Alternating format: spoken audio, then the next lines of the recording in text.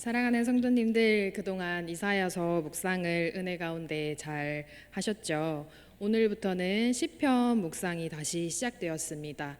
시편 63편부터 72편까지의 말씀을 남은 8월 동안 묵상하게 될 텐데요. 그래서 오늘은 이 시편을 어떻게 묵상하면 좋을지에 대해서 함께 나누려고 합니다.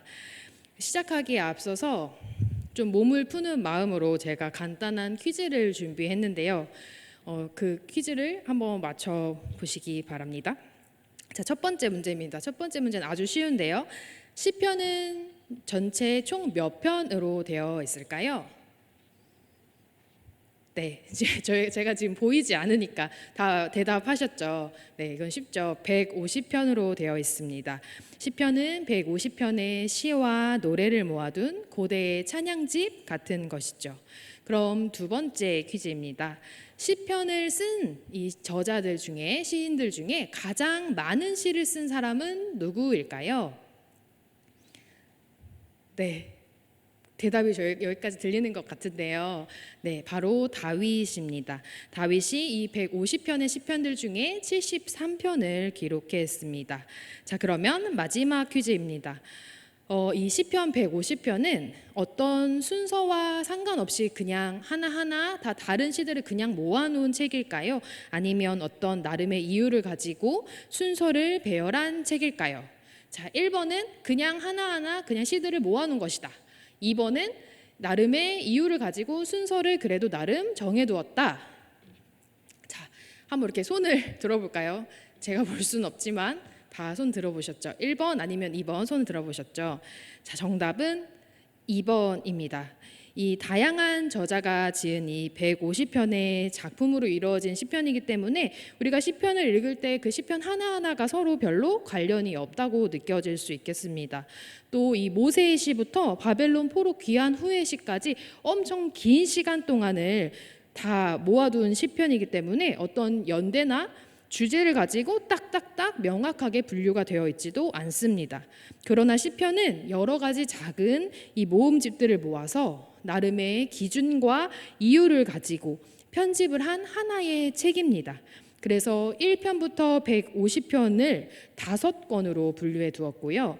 또 서론, 본론, 결론이 있는 하나의 책이기도 합니다.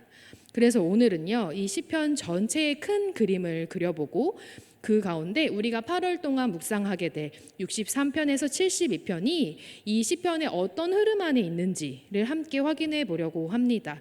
그래서 오늘 이렇게 시편의 궤관을 함께 나눌 것이기 때문에 이제 펜과 노트가 있으시면 이렇게 메모하시면서 들으시면 훨씬 좋을 것 같습니다. 자, 그러면 시작해 볼까요? 자, 시편이 전체가 몇 권으로 나눠져 있다고 제가 지나가듯이 말했는데 몇 권으로 나눠져 있다고 했나요? 바로 5권으로 나눠져 있습니다. 그럼 이 5권이 어떤 기준을 가지고 나눠져 있을까요? PPT를 잠시 띄워주시겠어요? 이렇게 5권이 150편이니까 5권으로 나누면 한 30편씩 딱딱딱 나눠지면 좋겠는데 그렇게 나눠지지 않고 1편부터 41편, 42편부터 72편, 73편부터 89편, 90편부터 106편, 107편부터 150편 이렇게 5권으로 분류가 되어 있습니다.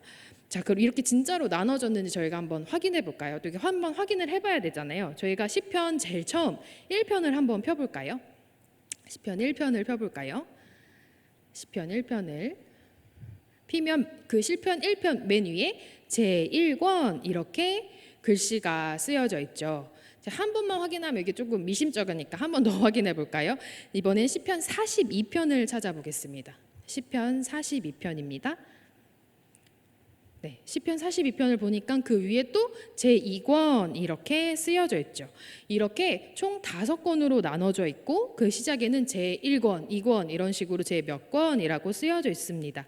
사실 이러한 표식은 히브리어 성경에는 없는 것인데요. 이걸 번역할 때 우리가 좀 더 시편을 잘 이해할 수 있도록 이렇게 표시를 해둔 것입니다. 특별히 이 시편이 이 5권으로 짜여진 것은 이 모세 오경이 5권으로 구성되어 있기 때문에 그 틀에 맞춘 것이라고 합니다. 이 고대 유대 랍비들이 성경을 해석한 책 지금으로 말하면 성경 주석과 같은 책인데요. 그걸 미드라시라고 부르는데 그 기원전 1세기경에 굉장히 오래된 신망 있는 그 미드라시를 보면 시편 1편 1절 주석에 이렇게 말합니다. 모세가 이스라엘에게 5권의 율법책을 준 것 같이 다윗도 이스라엘에게 5권의 시편을 주었다. 물론 다윗이 이 모든 시편을 다 썼다는 말은 아니지만 이 모세의 오경처럼 시편도 5권으로 나누어졌다라는 말이죠. 그런데 왜 이렇게 5권으로 나누었을까요? 그 특징을 한 가지 발견할 수 있는데요. 그거는 각 권의 마지막 구절의 특이점 때문입니다. 이 각 권의 마지막 구절에 하나님을 찬양하는 송영으로 모두 마무리가 되고 있는데요. 우리 한번 직접 찾아봅시다. 우리가 지금 42편을 열어두었잖아요. 그 바로 앞에 41편 마지막 13절을 함께 읽어봅시다. 이게 1권의 마지막이죠. 41편 13절 말씀을 우리 함께 읽어보겠습니다. 이스라엘의 하나님 여호와를 영원부터 영원까지 송축할지로다. 아멘 아멘. 이렇게 하나님을 송축하고 아멘 아멘 이렇게 외치고 있죠. 그럼 한 번 더 찾아볼까요? 우리가 함께 읽었던 오늘 본문 말씀 이건의 마지막 72편 18절에서 20절입니다. 같이 읽어보겠습니다. 홀로 기이한 일들을 행하시는 여호와 하나님 곧 이스라엘의 하나님을 찬송하며 그 영화로운 이름을 영원히 찬송할지어다. 온 땅에 그의 영광이 충만할지어다. 아멘 아멘. 이새의 아들 다윗의 기도가 끝나니라. 아멘. 이렇게 똑같이 여호와 그 영화로운 이름을 영원히 찬송할지어다. 아멘 아멘 하면서 끝나고 있죠. 이렇게 각 권은 하나님을 찬송하고 아멘 아멘 이렇게 외치면서 끝나고 있습니다. 다시 PPT를 띄워주시면은 네, 이렇게 제가 1권부터 5권까지 정리를 해봤는데요. 모두 끝에 하나님을 송축할지어다 찬양할지어다 아멘 아멘 이렇게 끝나거나 하나님을 찬양하고 4권 5권에는 할렐루야를 외치면서 끝나고 있습니다. 이렇게 모든 각 권의 마지막은 하나님을 찬양하는 한 특별한 단어가 들어 있습니다. 바로 송축하다, 찬양하다를 뜻하는 바룩이라는 히브리어 동사입니다. 이 동사는 주님은 찬양을 받으실 분입니다 라고 해석할 수도 있고 주님을 찬송할지어다 라고 해석할 수도 있는데 이 히브리어 어순을 봤을 때 두 번째 주님을 찬송할지어다, 송축할지어다 라고 해석을 할 수 있습니다. 그래서 이 동사는 단순히 주님은 찬송받으실 분입니다 이렇게 고백하는 정도가 아니라 가슴에서 우러나서 마음을 담아서 주님을 찬송할지어다 라고 외치는 그런 소리입니다.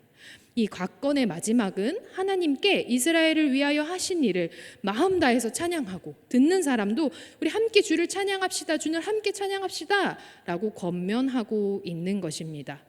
그렇게 1권부터 3권의 마지막에는 아멘 아멘이라는 말이 2번이 등장하는데요. 이는 주님을 찬송할지어다 라고 외친 제사장의 그 권유를 받은 회중들이 그냥 아멘 이렇게 하는 게 아니라 같이 아멘 아멘 하고 2번 소리쳤던 것입니다.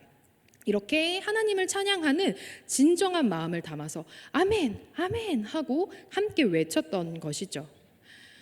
이렇게 시편은 한 사람의 개인적인 고백을 담아놓은 시나 노래들처럼 보이지만 실제로는 이스라엘 백성들이 공적 예배나 개인의 예배에 사용했습니다. 특별히 공동체가 함께 드리는 공적 예배에서 많이 사용되었죠. 이 시편들은 하나님께 드리는 예배에서 이 예배하는 자와 하나님 사이를 연결하는 중요한 기능을 했습니다. 지금으로 말하면 우리가 불렀던 찬송가, 이 구약의 찬송가와 같은 것이죠.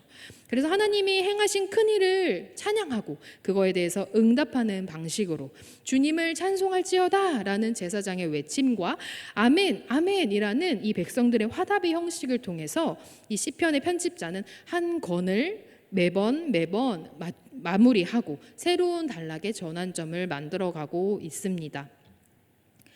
이렇게 시편은 이스라엘 백성이 바벨론 포로에서 귀환하여 성전을 재건한 후에는 공식적인 모음집이 되었고요. 거의 성전에서 불려지는 노래, 성전송이 되었습니다.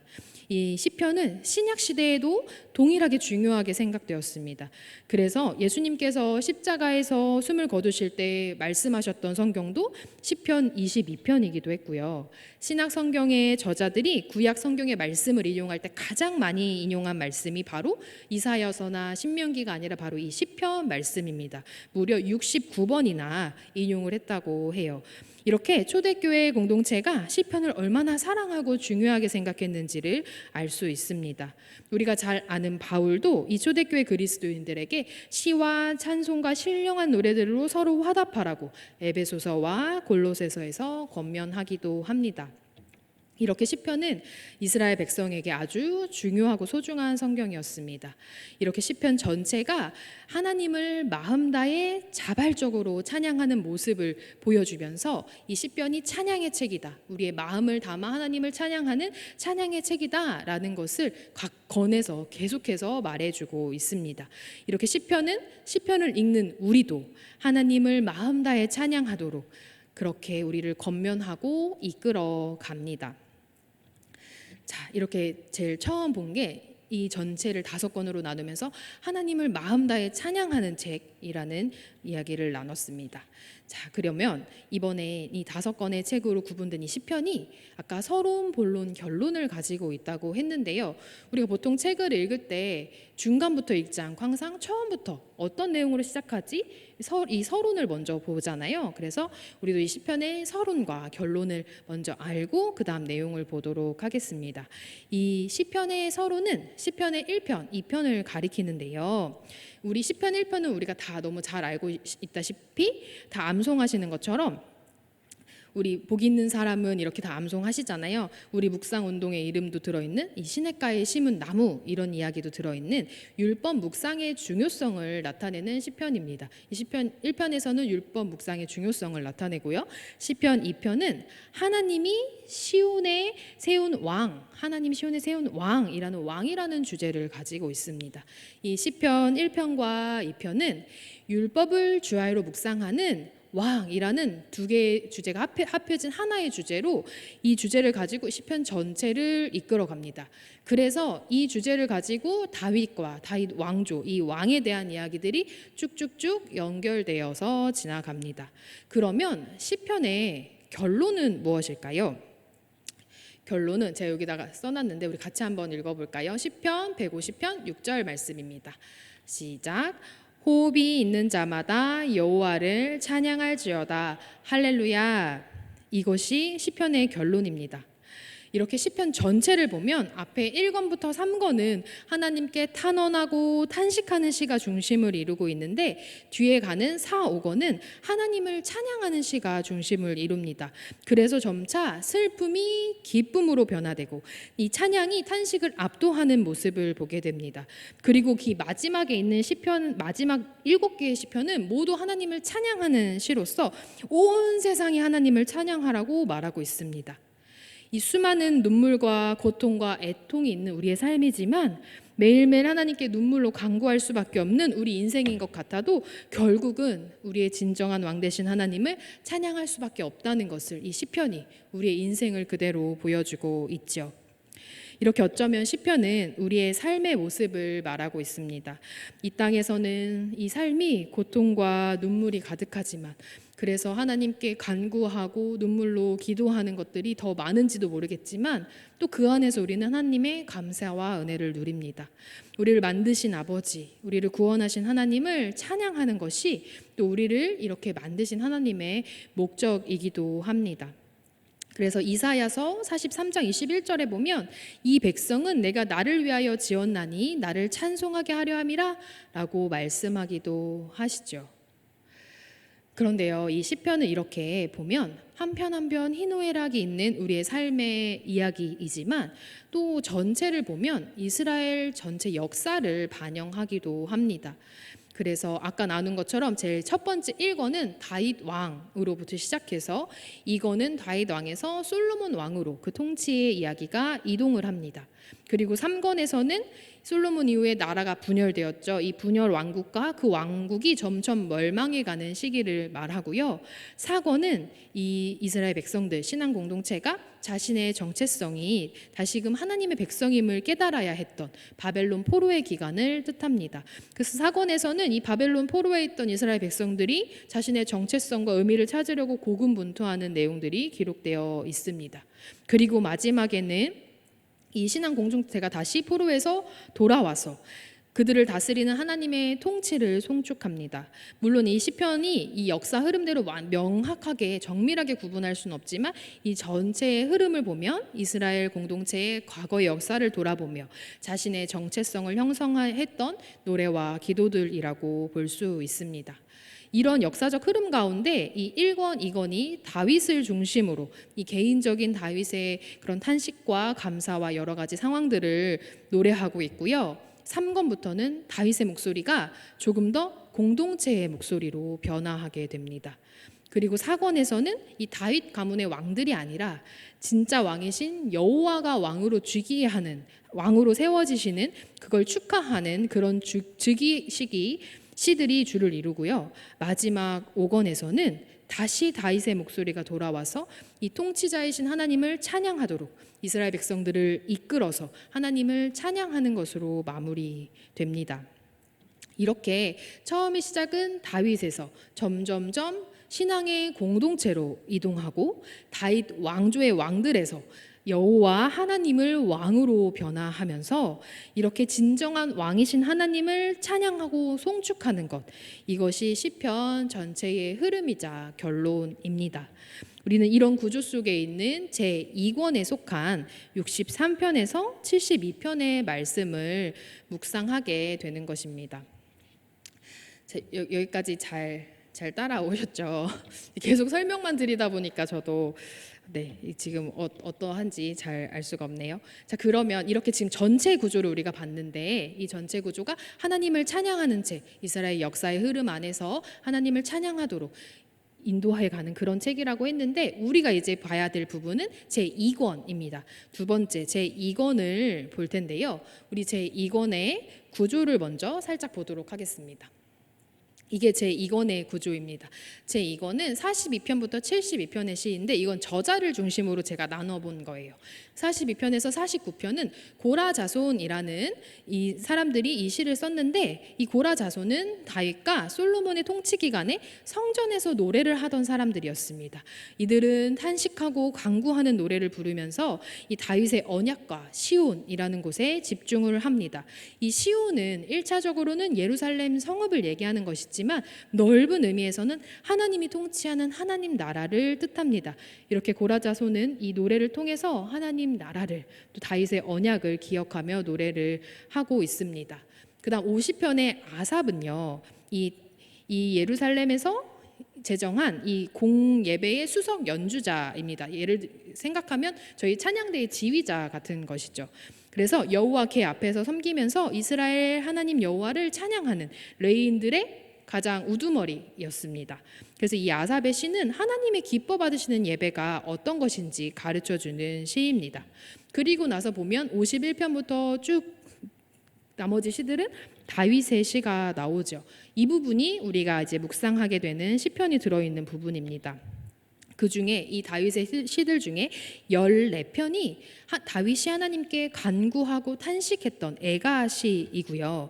이 중에 표제를 보면은 8편 정도가 다윗의 인생에 일어났던 어떤 특별한 사건과 연관이 되어 있습니다. 예를 들어 51편에는 다윗이 밧세바와 동침한 후 선지자 나단이 그에게 왔을 때라는 표제가 쓰여져 있거든요. 이렇게 다윗이 그때 밧세바 동침한 후에 선지자 나단이 왔을 때 그때의 시를 시작으로 해서 이 시편 오늘 묵상한 63편 유대 광야에 있을 때까지 총 8편이 다윗이 어떤 상황에서 이 시를 쓰였는지 특별히 말해주고 있습니다. 이 나머지 시편들은 이렇게 표제가 특별히 없고 다윗의 시 이렇게만 적혀 있습니다. 이렇게 51편부터 쭉 다윗의 시를 묵상하다 보면요, 그의 인생이 얼마나 혼란과 갈등이 가득한 파란만장한 인생이었는지를 다시 한번 생각하게 해줍니다. 그러나 또한 이 시들은 여호와를 사랑하고 여호와 앞에서 씨름했던 한 사람을 생각하게 합니다. 그래서 자신의 마음을 솔직하게 부르짖고 또 그렇게 솔직하게 이야기했던 한 사람의 기도를 보게 합니다. 그래서 이 시편의 편집자들도 이권의 마지막에 72편 20절 이 마지막에 이렇게 적어 놓았습니다. 우리 다시 한번 72편 20절 말씀을 볼까요? 72편 20절 말씀입니다. 이새의 아들 다윗의 기도가 끝나니라. 이 시편의 편집자는요, 이 권을 마무리하면서 특별한 구절을 넣었습니다. 아까 다른 권들은 다 하나님을 찬송하고 아멘 아멘 끝나거나 할렐루야 하고 끝났는데 이 권의 마지막에 이런 구절이 특별하게 들어있어요. 이새의 아들 다윗의 기도가 끝나니라. 이 편집자는 이 시편의 시들이 단순한 노래나 시가 아니라 다윗의 기도임을 강조하고 있습니다. 다윗이 자신의 삶 속에서 하나님 앞에서 치열하게 살아냈던 그의 인생의 걸음이 담겨 있는 기도라고 말하고 있는 것입니다. 이렇게 시편의 다윗의 기도는 다윗 인생의 희노애락을 모두 담고 있습니다. 때로는 다윗이 이 한 나라의 왕, 최고의 권력자, 또 자기 자신의 장인어른이었던 사울 왕을 피해서 굴로 광야로 도망 다녀야 했던 도망자의 그런 인생들, 그리고 하나님께서 왕으로 세워주시고 축복해주시고 했던 그런 또 시간들, 다른 나라의 공격에도 승리하는 기쁨을 누리기도 했죠. 그렇게 기쁨의 시간들도 있었고요. 또 하나님 앞에 범죄하여 눈물로 회개하는 시간들도 있었고요. 아들에게 또 다른 사람들에게 대적들에게 배신당하고 공격당하고 비난당했던 역경의 시간도 있었습니다. 또 하나님 앞에 감사하며 찬양했던 시간들도 있었죠. 이렇게 다윗의 인생 전체가 이 모든 인생의 걸음걸음을 다윗은 언제나 하나님 앞에 있었고 하나님 앞에 솔직하게 기도하며 나아갔습니다. 그래서 시편에는 기쁨, 고통, 분노, 복수심 수많은 감정들이 정말 솔직하게 나타납니다. 정말 이렇게 기도해도 되나 싶을 정도의 말들이 막 나오죠. 그런데 어쩌면 이것이 우리의 있는 그대로의 모습인 것 같습니다. 우리도 어쩌면 때로는 분노할 때가 있고 복수나 증오하는 마음이 들 때도 있고 또 이런 여러 가지 마음들이 드는 어떤 죄된 인간이라는 것이죠. 하지만 우리가 하나님 앞에 기도할 때는 사실 그런 마음들을 조금 털어내고 조금은 정돈된 기도로 조금은 거룩하게 하나님께 기도해야 한다고 생각하는지도 모르겠습니다. 하지만 시편을 통해서 이 다윗의 기도를 통해서 하나님은 이렇게 우리에게 말씀하십니다. 내 모습 그대로 하나님께 나아와도 된다고. 그 엉망인 마음들, 그 분노와 화가 가득한 그 마음들 그대로 하나님께 솔직하게 나와와도 된다고 말씀하시는 것이죠. 그래서 시편은 이 이스라엘 백성부터 시작해서 지금의 우리까지 어느 시대와 상관없이 함께 공감하고 함께 울고 웃을 수 있는 그런 특별한 성경인 것입니다. 그래서 결국 이 시편을 삶으로 드린 기도의 책이라고 말할 수 있을 것입니다.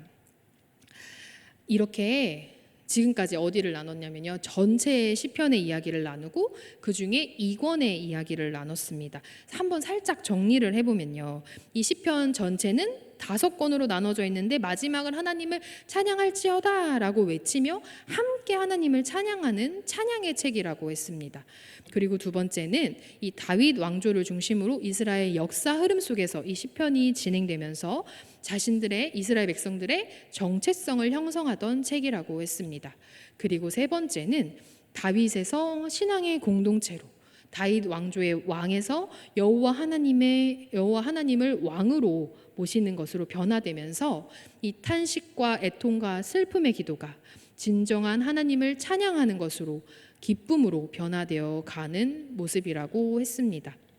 그 중에 이 2권의 구조에서는 그 중심에 가장 많은 부분에 다윗의 시들이 있으면서 이 다윗 인생의 희노애락 속에서 하나님 앞에 솔직하게 부르짖고 씨름했던 다윗의 기도의 책이라고 정리했습니다. 여기까지 잘 괜찮죠? 괜찮죠?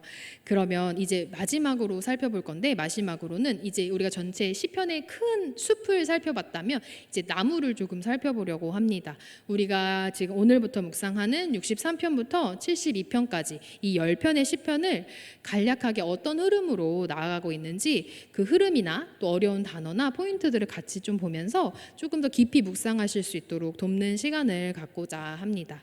자, 그래서 PPT를 다시 띄워주시면요.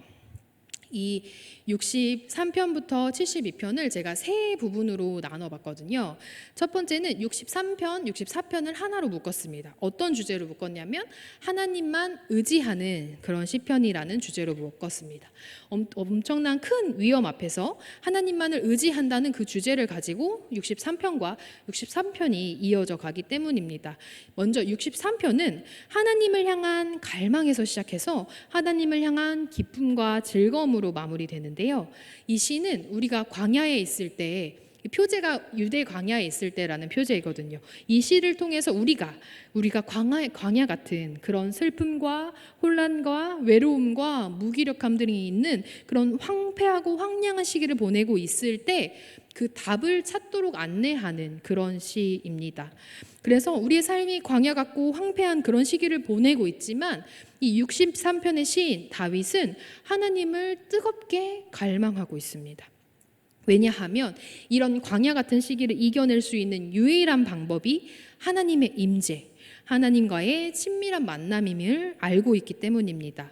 그래서 시의 중간에 있는 6절 말씀에서 어떻게 말하냐면요. 밤의 침상에서 주를 기억하며 새벽에 주의 말씀을 작은 소리로 읊조릴 때 하오리니 라고 이렇게 말하고 있는데요. 이 시인은 성소에서 만났던 하나님, 그 하나님을 만났던 때를 기억하면서 더욱더 하나님을 갈망하고 이 말씀을 읊조리면서 하나님과 친밀한 교제를 나누고 있습니다.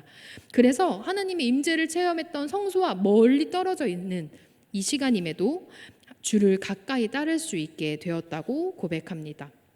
이렇게 63편은 이 광야 같은 우리의 삶 가운데 유일한 답은 하나님만 의지하는 것이다. 하나님과 만나는 것이다. 라는 것을 보여주고 있습니다. 그리고 64편은 원수로부터 음모의 위협을 당할 때 하나님께 드리는 신뢰의 기도입니다. 그래서 구할 곳이 하나님밖에 없다는 것을 아닌 시인은 간절하게 하나님께 도움을 요청하고요. 마지막에는 의인들이 기쁨과 찬양으로 나아갈 수 있도록 인도해 가고 있습니다.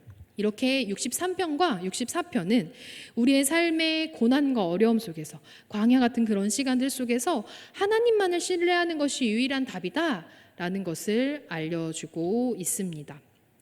자, 그러면 두 번째는 제가 어떻게 나눴냐면요. 65편부터 68편으로 나눠봤습니다. 이 65편에서 68편은 찬양이라는 주제로 하나로 묶여지는데요. 이 찬양은 하나님이 하신 일들을 땅의 모든 끝까지 놀라며 함께 찬양하는 그런 내용으로 나아가고 있습니다.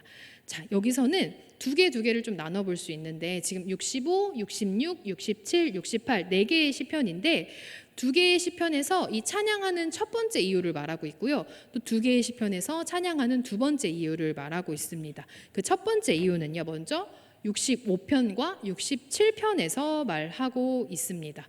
이 65편과 67편에서는 왜 하나님을 찬양하냐면 하나님이 주신 축복에 너무나 감사해서 하나님을 찬양합니다. 이 65편에서는 기도에 대한 응답을 주신, 그래서 비를 내려주신 하나님을 찬양하고 있습니다. 이 이스라엘은 다른 나라들처럼 강에서 물을 끌어와서 아무 때나 농사를 지을 수 있는 그런 나라가 아닙니다. 오직 하나님께서 내려주시는 비로만 농사를 지어야 하는 그런 나라입니다. 그래서 매년 변동이 엄청 큰데요. 그런데 이스라엘 추수는 이 하나님이 비를 막 내려주셔야 그래야지 풍성한 추수를 할 수 있는 그런 추수이기 때문에 이렇게 기도해서 하나님께 비를 구했을 때 하나님의 은혜로 풍성한 추수를 할 수 있게 이 해주심을 감사하며 찬양하고 있습니다. 그렇게 65편은 하나님께서 주신 이 비를 내려주신 축복을 감사하며 찬양하고 있는 그런 시입니다. 그러면 67편에서는 어떤 축복을 말할까요? 67편에서는 똑같이 풍성한 추수에 대해 감사하는 찬양인 것 같아 보이는데 사실 이 시편에서 말하고자 하는 건 이렇게 하나님께서 주신 축복으로 우리가 찬양하는 것에서 끝나지 않고 우리의 찬양을 통해서 열방의 하나님을 알릴 수 있도록 그렇게 복을 베풀어 달라고 간구하는 그런 시입니다. 그래서 이 65편과 67편은 하나님이 주신 축복을 찬양하는 시인데 이 찬양이 나에게 주신 축복에 멈추지 않고 하나님께서 우리의 주신 축복을 찬양하는 이것이 열방으로 나아가서 우리 주변의 다른 나라까지 이 땅끝까지 함께 하나님을 찬양하도록 해주세요 라고 말하고 있습니다. 그러면 66편과 68편에서 이제 두 번째 찬양하는 이유가 나오겠죠. 이 66편과 68편에 나오는 이 찬양하는 두 번째 이유는 바로 하나님께서 자기 백성을 구원하셨기 때문입니다. 먼저 이 66편에는 이 구속을 하신 하나님의 어미한 일이라는 단어가 나오는데요. 그 일에 초점이 맞춰져 있는데요. 이것은 특별히 홍해에서 그리고 요단강에서 이스라엘을 구원하셔서 이 열방을 통치하신 하나님의 능력을 나타내셨던 그 역사를 기억하며 찬양을 하는 것입니다. 그리고 68편에서는 어떤 구원을 찬양하냐면 이스라엘의 하나님이 이 모세 시대의 시내산에서 다윗 시대의 시온산으로 승리를 하시면서 행진하는 그런 모습을 높이는 찬양입니다. 이 시에서는 하나님이 원수를 물리치시고 승리를 거두시는 분으로 묘사가 됩니다. 그래서 바울은 이 시 68편의 시를 예수님이 승천하셔서 사탄의 세력에서 승리를 거두신 걸 표현할 때 이 에베소서 4장에서 인용하기도 하죠. 특별히 이 68편은 이 공동체가 함께 찬양하는 목소리가 들리는데요. 아마 이제 예루살렘 성전으로 이 시온산으로 올라가는 그런 찬양이시니까 이 예루살렘 성전으로 올라가면서 함께 불렀을 거라고 생각합니다. 그래서 중간중간에 가로치고 셀라라는 말이 나오는데 정확한 의미는 저희가 지금은 알 수 없지만 이 노래 중간에 잠깐 멈추거나 예배 중에 회중이 드리는 응답을 이끄는 기호라는 견해가 가장 많습니다. 그래서 결론적으로 이 66편과 68편은 하나님의 구원을 지금 우리를 지금까지 구원하셨던 역사를 돌아보며 그렇게 홍해와 요단강을 건너게 하신 하나님의 구원을 찬양하고 이 시내산에서부터 지금 이 다윗 성전이 있는 시온산까지 하나님께서 승리하며 오시는 그 구원을 노래하고 있습니다. 그래서 이 65편에서 68편까지는 찬양이라는 이 주제로 묶여져 있고 이 찬양은 하나님이 주신 축복과 구원을 찬양하며 나뿐만이 아니라 이 모든 백성이 함께 하나님을 찬양할 수 있도록 이끌어오는 그런 시편입니다. 그래서 이 우리가 65편에서 68편의 말씀을 같이 묵상할 때에 이 찬양이 나의 삶에 임하시는 하나님의 축복과 구원만 찬양하는 것으로 끝나지 않고 나의 주변의 사람들 또한 같이 하나님을 찬양할 수 있도록 이끄는 그런 귀한 통로가 되는 그런 기도와 찬양이 되기를 소망합니다. 그런 마음을 가지고 65편에서 68편의 말씀을 묵상하시면 좋을 것 같습니다. 자, 그리고 마지막이에요. 이제 마지막 69편에서 72편의 말씀을 제가 또 하나로 묶어보았는데요. 이 네 편의 시는 조금 특별한 구조를 가지고 있어요.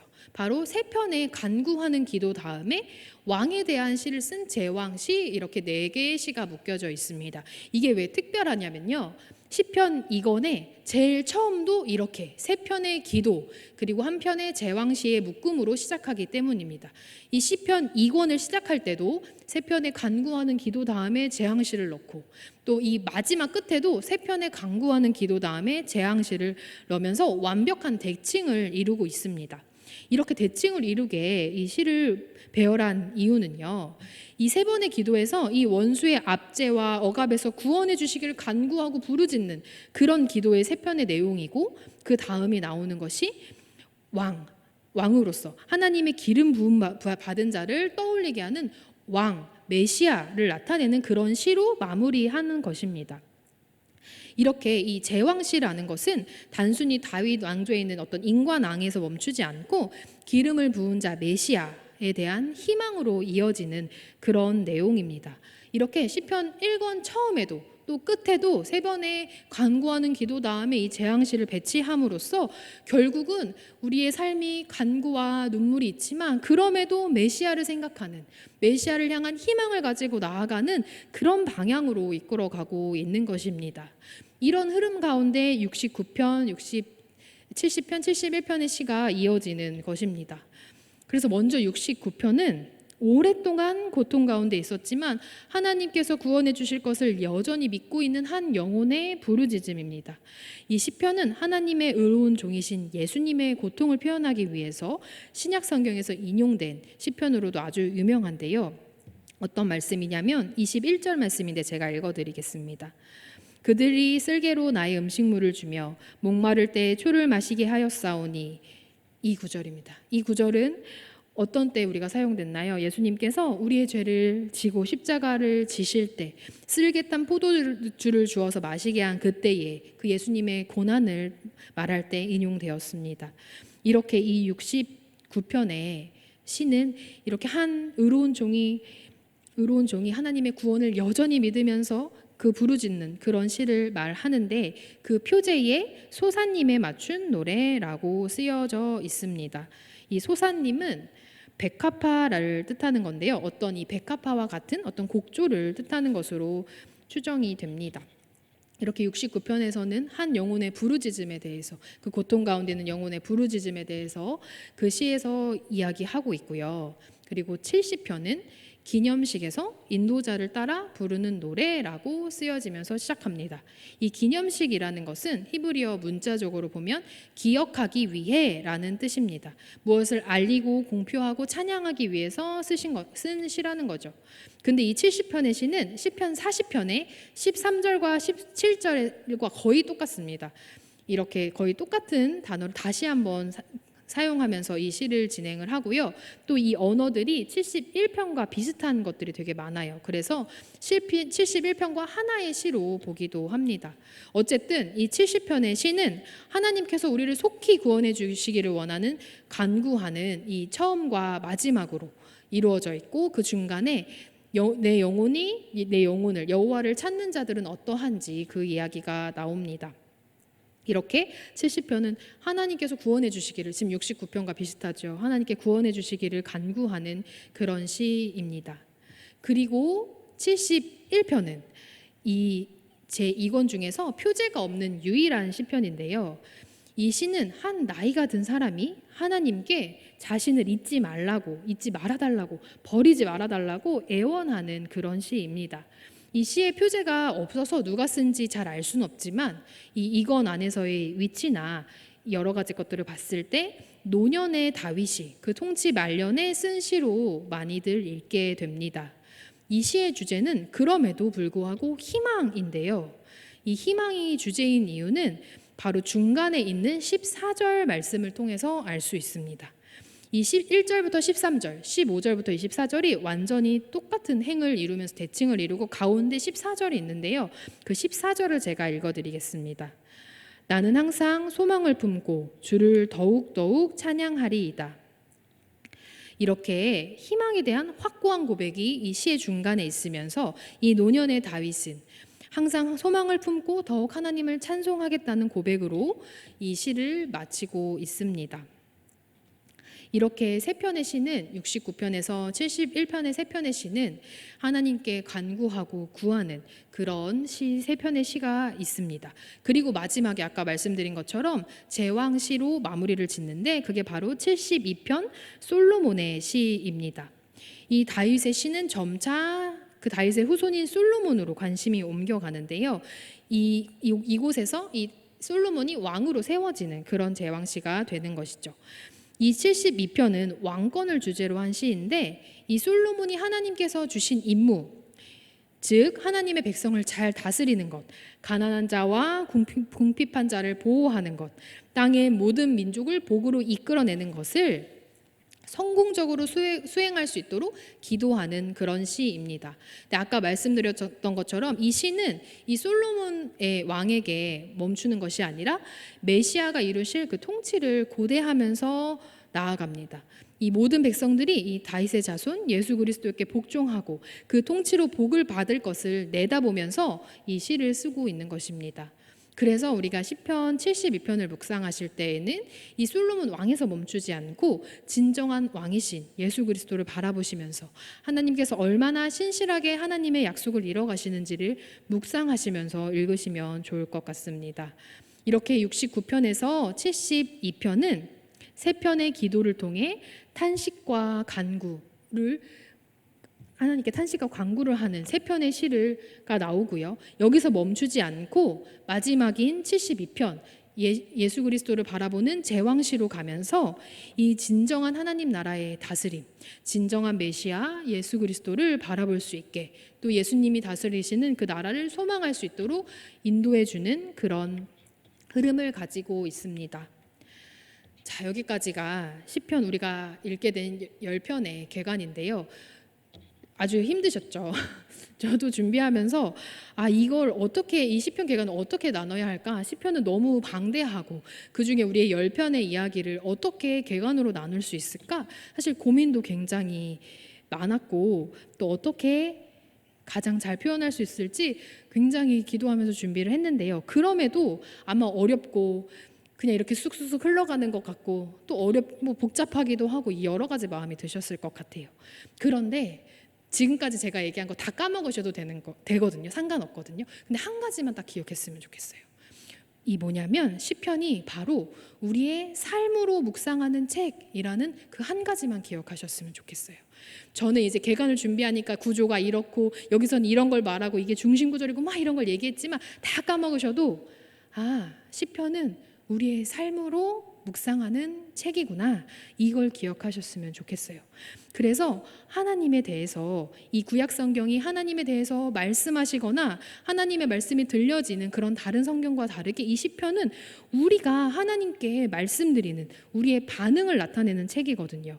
그래서 이 시편은 하나님께 우리가 말을 걸고 하나님께 울부짖기도 하고 하나님께 화를 내기도 하는 다양한 반응들이 아주 진솔하게 적혀져 있어요.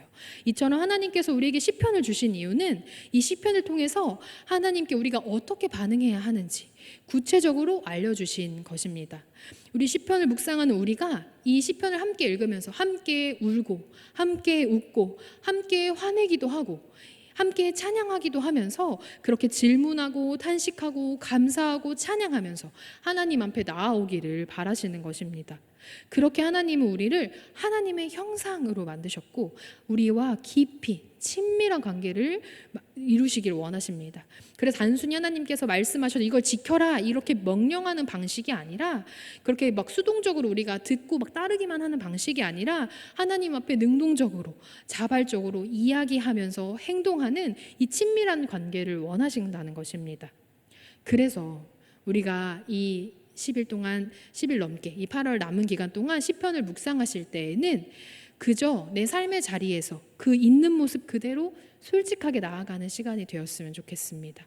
그리고 그 자리에 우리 임마누엘 하나님께서 함께 하시겠다고 그렇게 함께 이야기하고 함께 나아가겠다고 이렇게 말씀하시는 것입니다. 사랑하는 대강교회 성도님들, 이 시편을 묵상하면서 이 시편의 시인처럼 내 모습 그대로 하나님 앞에 나아가는 은혜가 있기를 소망합니다. 나의 삶의 희노애락을 하나님과 함께 나누며 삶으로 묵상되어지는 그런 시편이 되기를 간절히 소망합니다. 그렇게 시편의 묵상이 우리의 기도가 되고 우리의 찬양이 되기를 너무나 바랍니다. 우리 같이 기도하도록 하겠습니다.